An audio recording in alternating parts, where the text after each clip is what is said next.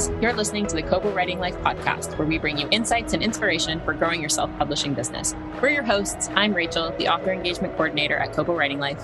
And I'm Joni, Author Engagement Specialist at Kobo Writing Life. On the podcast this week, we spoke to dark fantasy author Catherine Spader. Catherine started out as an ER nurse before transitioning into journalism and writing medical articles for medical journals. And then she became a freelance author entrepreneur, offering editing, writing, coaching, and ghostwriting services before becoming a full-time dark fantasy author. Meanwhile, what are we doing with our lives, Rachel? That's an excellent question, Joni. Catherine was awesome. I thought that the mix of different things that she's done, and all of them have sort of informed her writing. Like she talked about how her time in the ER and her familiarity with gruesome wounds and injuries really helps her write about characterization in dark fantasy. And she talked about her experience playing hockey and how that informs her writing of battle scenes and fights and that kind of thing. And I thought that was really cool. And she also talked to us about how she takes a lot of inspiration from Germanic folklore and Viking folklore and that kind of thing. So yeah, fascinating chat. A really, really cool author. And we hope you enjoyed as much as we did. All right, we are delighted to be speaking to Catherine Spader today. Thank you so much for joining us, Catherine. No, it's wonderful to be here. Thanks for having me. So we're excited to talk to you. You have a really, really interesting backstory and journey to publishing. We'd love to hear a little bit about your career and how you got to where you are. You started as an ER nurse, is that right? Well, if you want to go way back, I started as a high school dropout who later went back to school and became an ER nurse. Okay. Yeah. I went from that, decided after a few years of working all kinds of jobs, including some nefarious type positions I won't go into, that maybe college and schooling was a good idea. So I went back to school and I got my nursing degree and was immediately drawn to the emergency room. And I eventually transitioned I became an editor for 3 of Gannett-owned medical publications. And I got that job because I had no journalism degree or no real publications to speak of to get that job, but I was hired on the basis of a short story I submitted to them, a fiction story. So that was kind of an interesting twist back in the day when you could maybe get into jobs that way. Yeah. But I was given an unbelievable, amazing chance by somebody who, she said my short story I submitted was better than the other stuff that other people were submitting for writing. So she gave me a chance and I learned the ropes and spent 2 years as an editor and did a lot of the feature stories too, in a very, very corporate environment, which that part of it I didn't like. So after 2 years, I went back to the emergency room and went freelance as a writer and contributing editor. And it took me about 10 years of that. And I started picking up occasional clients to work with to help them get published in medical magazines and stuff. And it took about 10 years of that before I could go full time as an editor, a freelance editor, author, entrepreneur, I guess you could say, ghostwriter, taking clients, editing clients that eventually worked into fiction too, taking clients who are learning how to write fiction. And then a couple of months ago, I retired from taking all client work and doing freelance writing. I'm just working on fiction. It's really cool. You said that you went into it with no experience at all, but obviously a natural flair for writing. But how did you learn how to go from, because you said you submitted a fiction short story, and then I imagine medical journalism has quite strict forms to adhere to and styles. And what was it like for you learning all of that? Well, and I had been writing fiction stories for my whole life. I was always a voracious reader and a writer, and I had been learning how to write. There wasn't that many resources available in those days, but I had bought and studied the book on writing well, and that was extremely helpful. And it was interesting. I also had a lot of experience in writing in the hospital setting, because hospitals are always looking for people willing to do stuff on their day off for free, especially in those days. And there was always policy and procedure that needed to be written up in services and case studies. And I had a lot of practice writing, doing those kind of things. And like a medical case study is an interesting thing because it's a story. It's the main character is the patient. The secondary characters are, can be like the medical staff and the doctors, and the patient presents with a problem, a conflict, and then you review what choices were made along the way in treating this patient, and then you review the outcome and what could have happened better. Well, that's a story. You're telling a story. You have a beginning, a middle, and an end. And so I think that helped me develop a good sense of like story structure as well. And those kind of things also helped me land that first job. The fact that I did a lot of in-hospital writing, kind of uncredited, but That's really interesting. And it sounds like a very unique way to learn how to do character study by doing case studies. Before we get more into your writing, I just have a question about how you balanced working 10 years doing freelance and as an ER nurse, because those ER nurse shifts are long and brutal. I have an aunt who does that. And I'm just wondering how you managed to balance working as a nurse full time and starting a freelance career. Oh, yeah, they're brutal shifts. Yeah. They can be 8 hours, 10 hours, 16 hours. If your relief doesn't come in, sometimes you're stuck there for 2 shifts in a row because you just can't leave. But the wonderful thing about nursing is that you don't have to be full time. So when I did those 2 years working as an editor, I also kept on the hospital and picked up, per diem shifts or PRN shifts, as they call them, meaning you can call in and say, hey, I need a few bucks. What hours you got? I'll pick up a shift. As long as you stay current in all your certifications and your license and all that. So I kept my foot in the door at the hospital when I was working as an editor in the office. And then when I went back to the hospital, I did that. I didn't really take a full-time position. I just picked up as many hours as I wanted or needed to at that particular time to make enough money. And fortunately, in nursing, there's always more than enough hours to go around if you ever want to make money. So there was times I was doing a lot of full-time weeks, and then there was time where I could I only had to do part-time weeks, and I was working on a story. It still sounds like you were super, super busy. Maybe this is a little off topic, but I'm interested because I feel like a lot of the time, I heard this on a podcast recently, actually, about how patients want to tell stories about their medical history and doctors just want the checkpoints. And it's kind of interesting because what you're describing almost sounds like a bridge between like communication and kind of patient advocacy for getting what the doctor needs to know across while telling what the patient's trying to convey. It's quite an interesting position to be in. It is. And actually, as a nurse, you are in that position of listening. You're the first one to listen to the patient generally. And they literally are telling you a story. And if you really, there's an old saying that if you really listen to what the patient is really saying, they will tell you exactly what's really wrong with them. Kind of a esoteric way of looking at it. They still need to run tests and all that kind of stuff. But a lot of times, when you're busy and rushed, you want those checkpoints. And sometimes if you really listen more carefully, you'll pick up some of the subtleties of their story, and they'll really be telling you what really the problem really is underneath, those major checkpoints kind of thing. So yeah, it's interesting. And, not to mention the reason, part of the reason I was drawn to the ER is, especially when I was younger, I was kind of an adrenaline junkie. So it was like, running on adrenaline all the time. And, the picture just, we're eating our sandwiches while we're working on a trauma patient. That did happen in those days. There was no lunch breaks. And, if something came in and you had to eat I was drawn there because of the adrenaline, but also because of the stories that come through there and the kind of stories you can tell. But in the end, I really didn't want to write about the ER anyway. So you went from writing medical journals or writing articles in journals about nursing, and then you moved on to writing dark fantasy, which is such a big shift. How did you find that shift? Did it come quite naturally? It did, because that's what I've always been in love with, back in the 70s when I was in high school. The fantasy thing to read, of course, was Lord of the Rings, and, loved it dearly.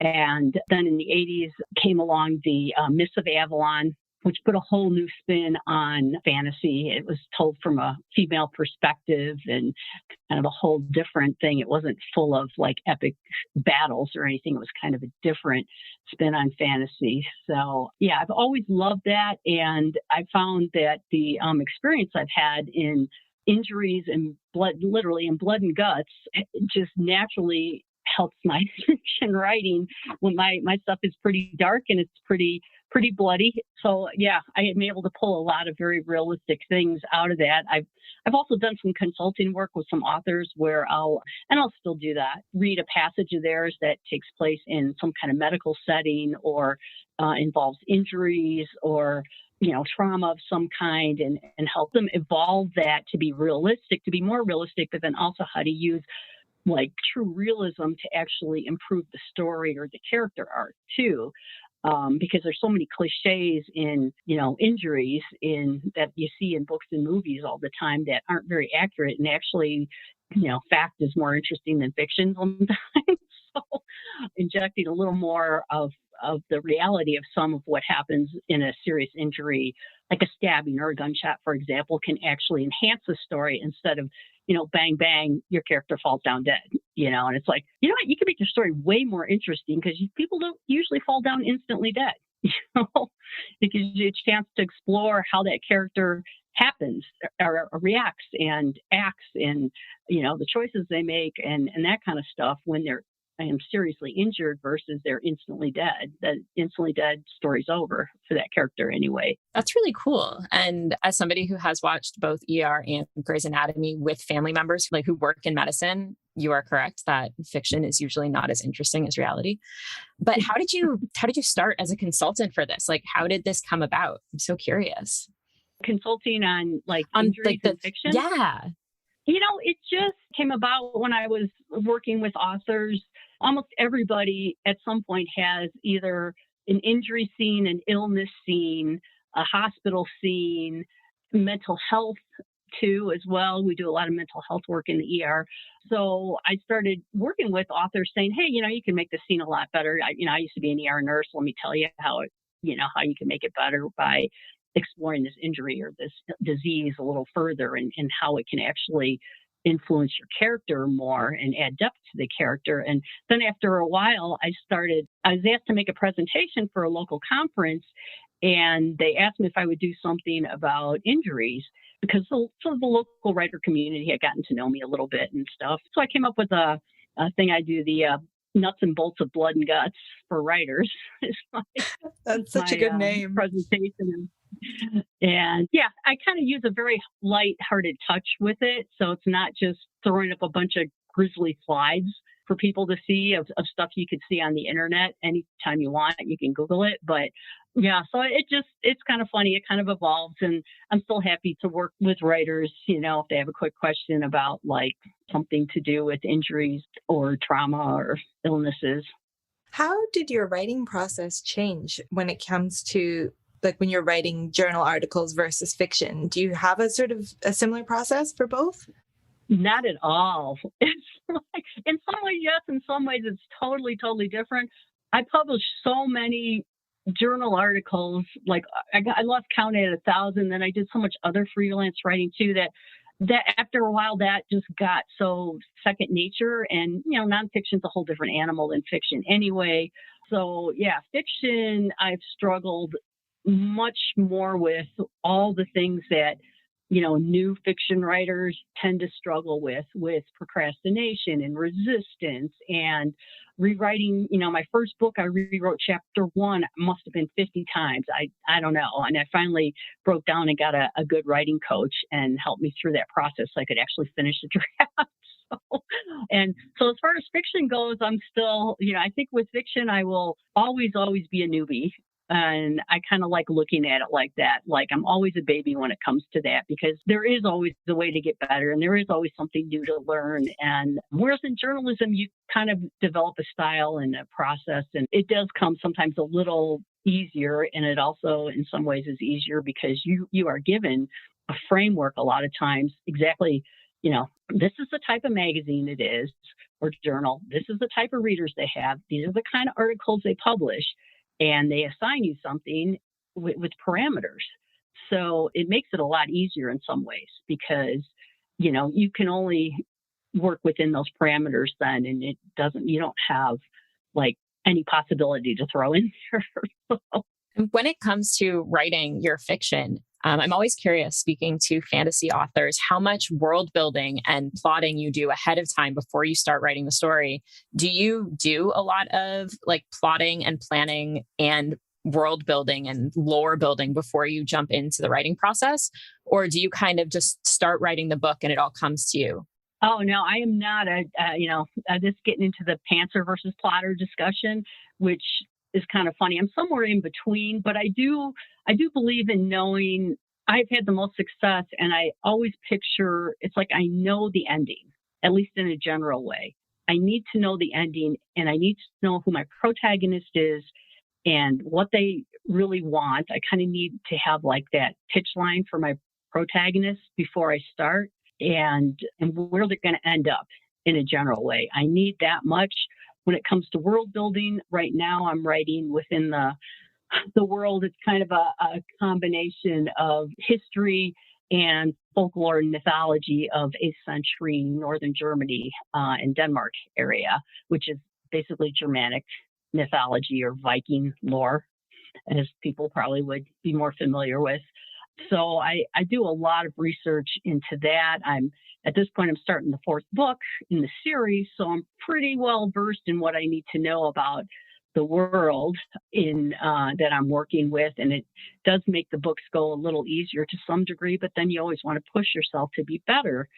So, and maybe add more complications in the next book or more characters. And so every book just ends up being just as difficult in some ways, but only because for a different reason. You tend to master one part of the fiction writing process, and then you find yourself challenging yourself with something new. So I really like what you're saying about that, though, because I think those are the best writers, the ones that recognize that this is a lifelong thing and that you're never going to be the perfect writer. And so it's always a learning journey and you're always improving. And I think that my favorite writers, you can tell that as you're reading their books, their style does change and they do adapt it and improve it and all of that kind of thing. I think it's something that's really worth keeping in mind when you're writing, is that you're never going to feel like you've accomplished it. I think if you perfect it and you completely master it, like the god of writing or something, then in my mind, it's time to die, right? Yeah, probably. If I ever wrote the perfect book, then I would be done, and that's it. Quillstone Press is your publisher, right? You founded this yourself? Yeah, that's my imprint that I founded, yes.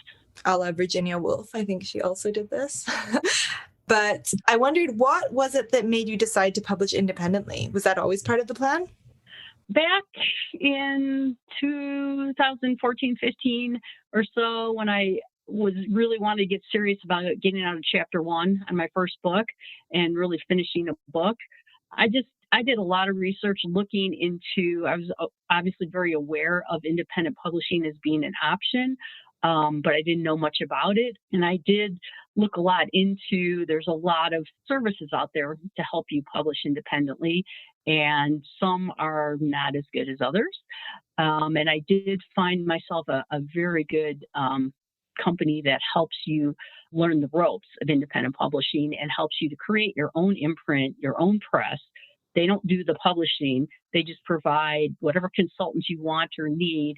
If you need somebody to help you with marketing, then you can hire that consultant. If and then they have editors, vetted editors and that kind of thing. And mostly I just was looking for a really good editor just to get the book written and help me get that book finished in a decent way. And then I kind of went from there as to what to do with it. How did your own experience as an editor change the way that you approached editing your own writing? Because I assume that you don't do all the editing for your own work, but how did it change your approach to writing?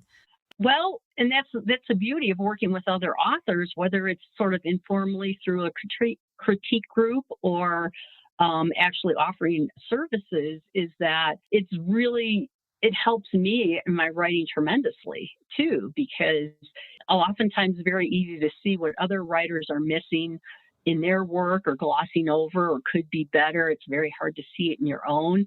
And the more you work with people and help them improve their work, the more sometimes I think it's helped me become more objective in my own work.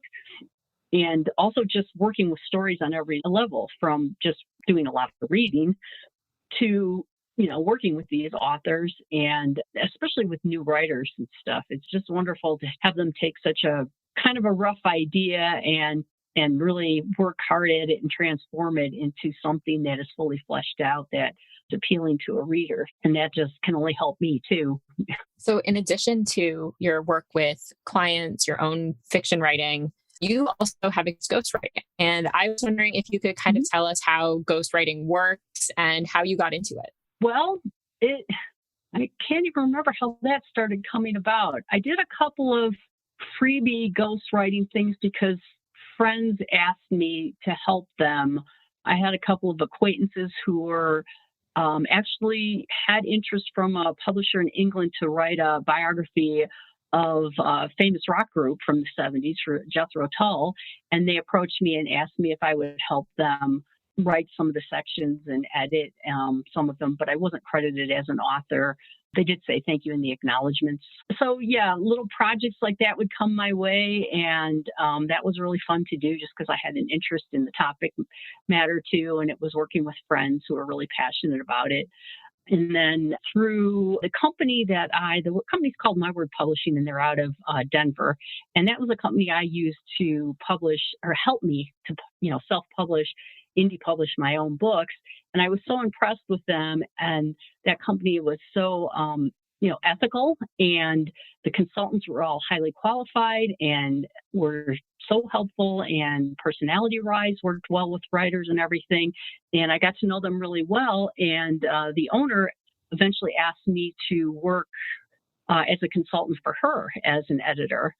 And I said, yeah, well, and I'd be happy to do some ghostwriting too. So I got some contracts through them, through that company, through My Word Publishing. I also, just in my freelance years, I had worked for a variety of companies, had gotten contacts with like Health Grades and some other companies. I wrote, nonfiction wise, I wrote several medical encyclopedias as a ghostwriter, that kind of thing. Some pretty tedious work there. So yeah, it kind of comes down to basically taking any writing, editing client gig you can for a while until you establish a reputation. And then by word of mouth, people would start coming to me, or they would refer a friend, or they would refer someone else they know from this company who needs a medical writer, or needs an editor, or needs someone to do some ghostwriting or some marketing copy. I wrote a lot of marketing copy and that kind of stuff too. So when it comes to that, it's don't turn anything away until you can afford to turn things away. That's good advice. As a ghostwriter, are you normally, like you said, you're not normally publicly credited, your name's probably not on the front of the book. How does that work in terms of having a portfolio of work? Are you allowed to say what books that you've ghostwritten, or is that something that you're not supposed to do? I always wonder this. Yeah, because if you're not credited, even if you're allowed to say it, if you're not credited, if somebody looks it up, they're going to say, well, your name isn't on that. So that's one of the downsides of being a ghostwriter, right? Is that you don't really have, in a sense, that portfolio that you can really say, hey, this was my work, And in the case of like a memoir, someone I wrote a memoir for, and I interviewed them for hours and hours and days and wrote the memoir, and they have their names on it and stuff. So that can be kind of sometimes a tough pill to swallow for ghostwriters, that you put, kind of your heart and soul into making the book as good as it can be, and then your name is never really on it. That being said, it can be a good way to make some money too. So with ghostwriting, I never agreed to like a royalty split or anything. I just would only say, with the paid jobs, I would just be, you have to pay me X amount to write this book because I want to get paid for the work I do in one, basically one lump sum, versus like thinking, will there be royalties someday, and having to track that down over years and years. So yeah, it can be kind of almost emotionally tough, especially when writing a really tough, I wrote one very traumatic experience into a memoir for someone. So I literally felt like I had to go through the emotional trauma this person had gone through in order to write it effectively. And that was pretty difficult. I had been out of the ER for a while, and I really wasn't ready to go back into a lot of emotional trauma again. So yeah, it can be tough. It can be a good way to make some money, but it can also be, tough to do. It's also a great learning experience and great, great practice. All writing's practice. I think it sounds fascinating. I'm curious, like, I imagine when I think of ghostwriting, I think of mainly memoirs, like celebrity memoirs. Is that accurate? Is that most of the work that you do, or is there more to it? Or more, like, I mean, I never thought of medical journals or encyclopedias, for example, as needing to be ghostwritten. Yeah, and I've done a lot of online website ghostwriting too, of articles for big conglomerate medical companies and stuff like that. So, and I never, it's like, here's your money for it, bye-bye. I never get any credit for it in any way. Nobody ever knows other than the person I sent it to. And yeah, that isn't as hard as writing something that is like a memoir or something. That's kind of tough to put all that into it and then, kind of not see your name on it kind of thing. But I'm okay with it. I got paid fairly and made the client happy. And I learned a lot in the writing process for myself too. So it's all good. I'm curious how the process actually works especially when it comes to ghostwriting a memoir. Do you interview the person that you're writing about? Do you write a draft and then do you have to go through the subject of the memoir and then through an editor? Like, how does it all shake out? I'm so curious. Well, I interview the client or clients. Sometimes it's a couple of different people who are co-authoring, a memoir. And that takes a lot of time. And if it's something that, as memoirs can be, if they're trying to process through some traumatic event that they want to write about, you end up kind of playing almost like a little bit of therapist. And they want to include a lot of things in the book. There's a lot of teaching there because they have the final say as to, it's their book, right? They're paying for it. It's their book. They have the final say as to what they want the book to be about and what they want in there. And I can send them a draft and they can take it all apart if they want. But, trying to teach them too, as non-writers, all about, okay, well, who are you writing this book for? And how are we going to shape this story, to appeal to readers so that the book sells? And you want to help people with your story. For the most part, that's a lot of times what memoir writers want to do. They want to share their story and they feel like it would be helpful to other people. And it's like, okay, what are you presenting that is the help here? How are we going to, instead, it can't just be one scenario after another, after another, after another. And we can't put every single thing in there from the day you were born to, what is the thing we're going to focus on? What is the theme? Where did you come to? What place did you come to in your journey through this experience that has made you, a better person, a happier person, that kind of thing. And, how are we going to share that with an audience? So that's kind of a big part of that is teaching that to clients and having them start to really think about what their story is and who it's for and what they're really trying to say. That sounds like good advice in general for all kinds of writing. Do you feel like you've learned a lot from working with other, not even just writers, but just with other people and helping them how to write? Does it clarify your own process for you? Yeah. Helping other people is definitely something that can be very helpful to writers. When I was a nurse, we had an old saying, and when you had it was time to learn a new skill, like starting an IV, for example, it was kind of you learn how to, you learn the proper technique and blah, blah, blah, but you see one, you do one, and you teach one. So, because not only does someone else need to learn how to do that, but by teaching it, you learn it all that much better, was the theory behind that. So the see one, do one, teach one is really makes a lot of sense in writing too, where you can, it's like, well, read a good book, then try and write a book, then try and teach how to write a book, or a story, short story, whatever. I think that's excellent advice. And one question for you, I'm taking this completely off topic, and for that I apologize. But in addition to all of your writing experience and various different jobs within the writing and publishing field, you also play hockey.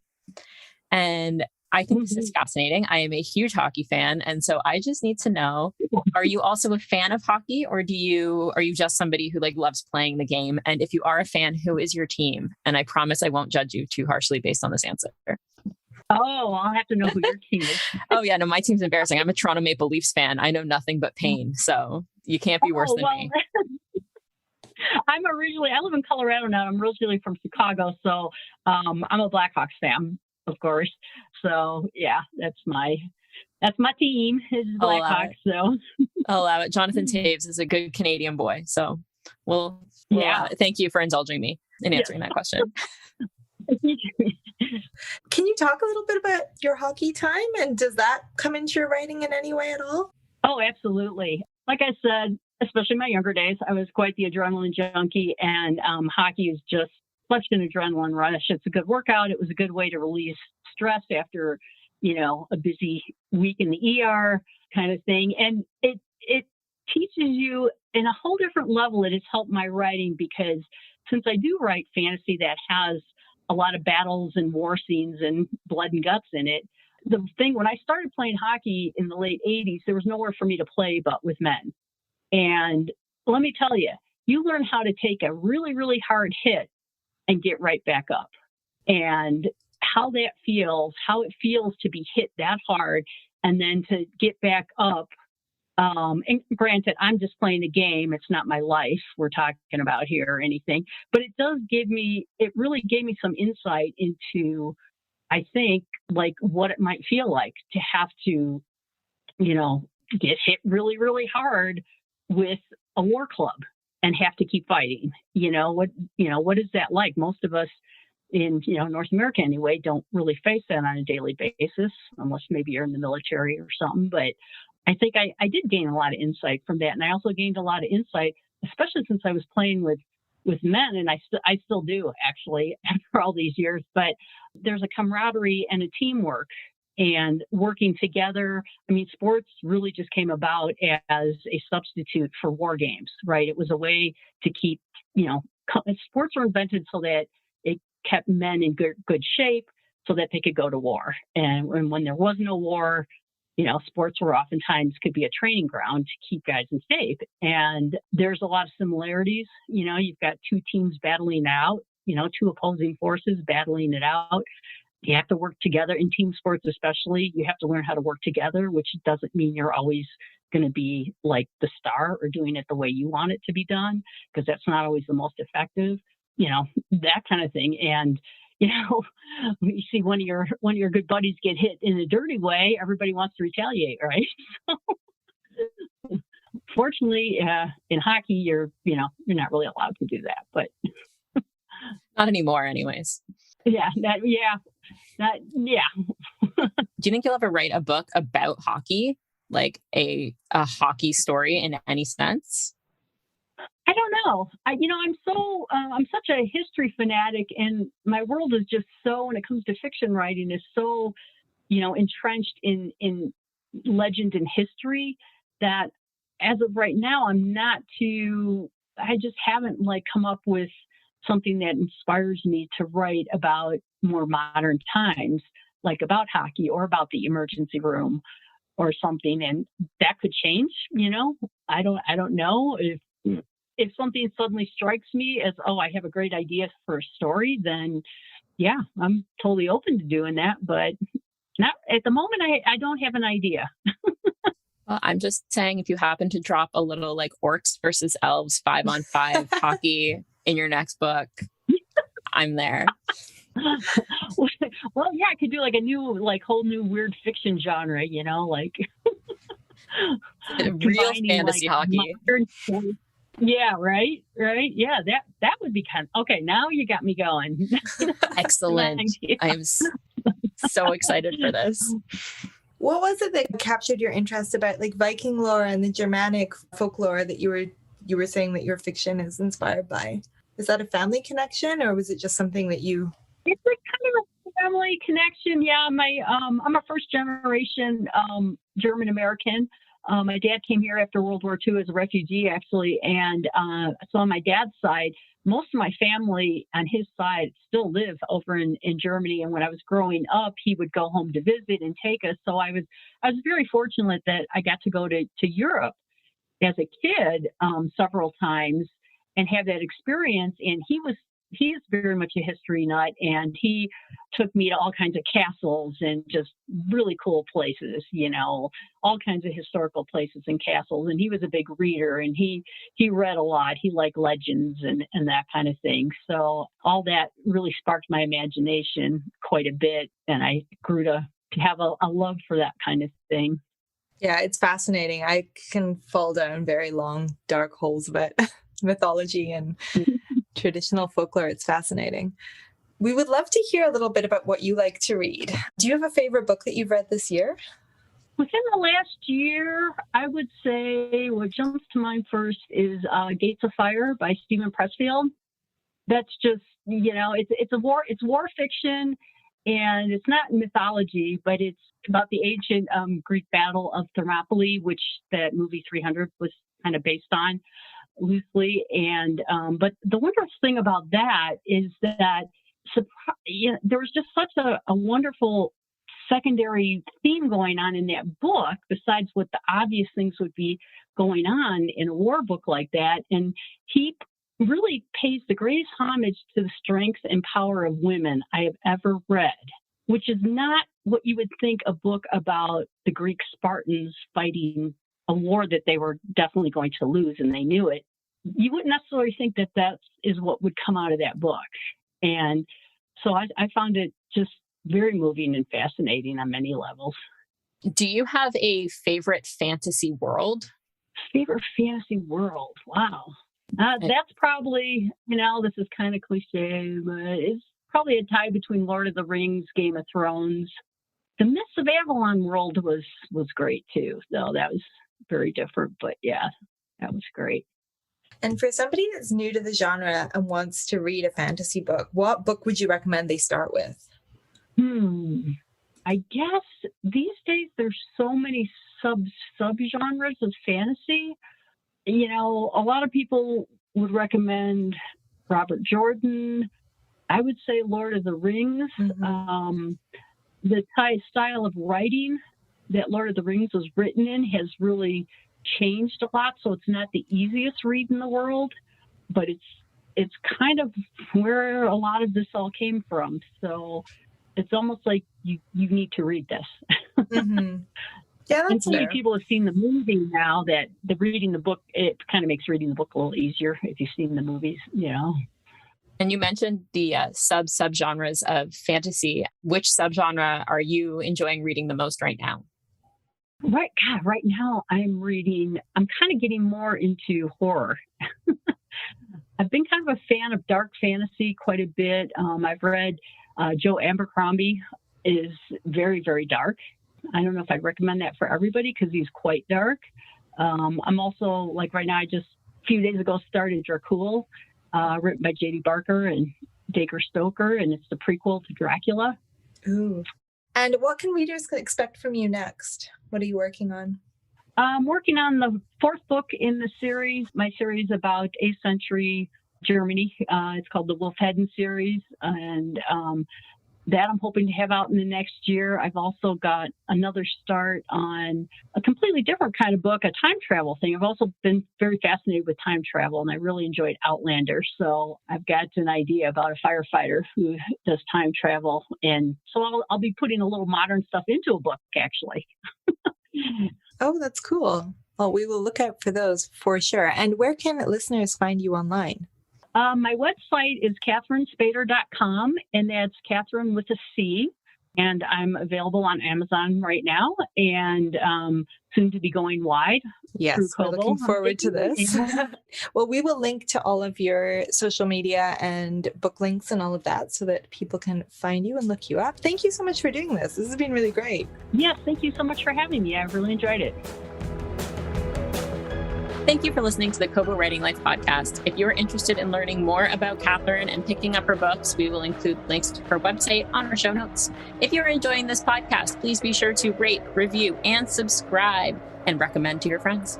And if you're looking for more tips on growing your self-publishing business, you can find us at KoboWritingLife.com, and be sure to follow us on socials. We are at Kobo Writing Life on Facebook and Twitter, and at kobo.writing.life on Instagram. This episode was produced by Rachel Wharton and Joni DiPlacido. Editing is by Kelly Robotham. Our theme music is provided by Tearjerker, and big thanks to Catherine Spader for being our guest today. If you're ready to start your self-publishing journey, sign up at kobo.com/writinglife. Until next time, happy writing.